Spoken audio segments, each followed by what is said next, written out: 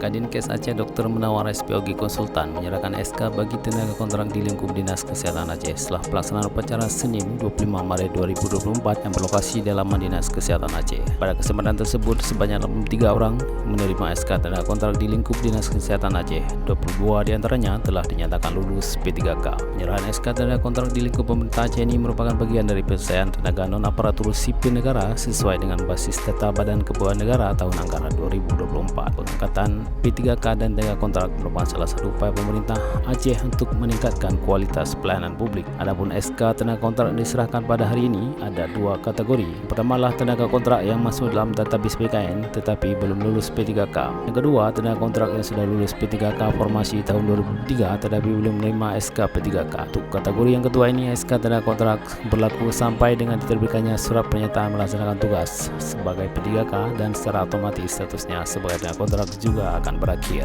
Kadinkes juga mengucapkan selamat kepada para tenaga kontrak yang telah lulus P3K formasi tahun 2023 ini. Kadinkes berharap mereka semua dapat mengemban amanah ini dengan sebaik-baiknya, bekerja dengan penuh dedikasi, integritas, dan profesionalisme dan selalu menjadi garda terdepan dalam memberikan pelayanan kepada masyarakat.